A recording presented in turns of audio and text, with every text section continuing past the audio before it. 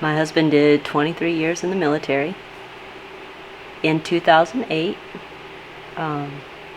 he was on a deployment to Iraq, and during the deployment he got hit by they went through two back-to-back IEDs.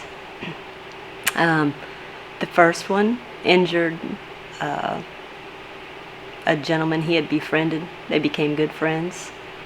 And while he was, I believe the story is, while he was administering first aid to him, he took his Kevlar vest off, had it wrapped around his arm, and as they were trying to load him to the medevac,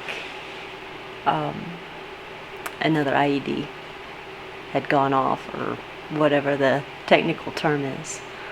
Had it not been for that vest, he probably wouldn't be alive today. I think you have a lot of survivor's remorse, and a lot of what ifs. Would there have been something different they could have done? I don't know. I think you have a lot of anger because everybody's supposed to come home. Everybody goes together, everybody's supposed to come home, but you know as well as I do, there's evil in this world, and sometimes with what you've signed your name to on the dotted line, it's not going to happen. I witnessed frustration, things that he used to be able to do or figure out. If it didn't click fast enough, he would get very agitated, very upset, very irritated. We didn't have children at the time, so our children didn't really see any of that. But I saw it. And when you are married to somebody and then they take off and they leave and you get somebody else back, it's hard to figure out how to adjust. I think I made a comment to a lady I worked with. I worked at the school. I said, it's like Dr. Jekyll, Mr. Hyde. And I started laughing. And she said, I can't believe you would laugh. If I don't laugh, I said, I will drive myself crazy, because I don't know what he's going to come home with. I didn't know how he was going to respond. How you thought he might respond would be something completely different. And so you were trying to figure it out. And I think the worst thing, just with any military spouse that goes through that, is when they finally figure out what the problem is, there's not a handbook to solve it. You just kind of have to go with the flow and figure out what works and what doesn't work. How does Christ help you in this? Everyone's born with original sin. Everybody. But I don't believe anybody's just born to be bad. There's situations, circumstances have made them become angry or bitter, resentful.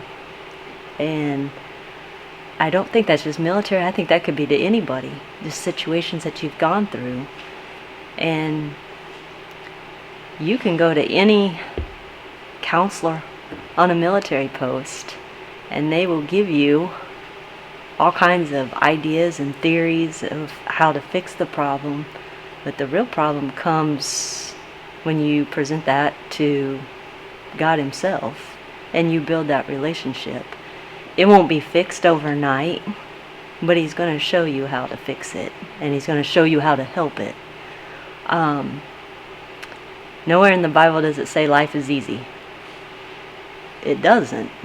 And in the Bible it says you live this life, but know that there's a better one when you know me. And God doesn't tell you to determine how many days you have on this earth. He determines that.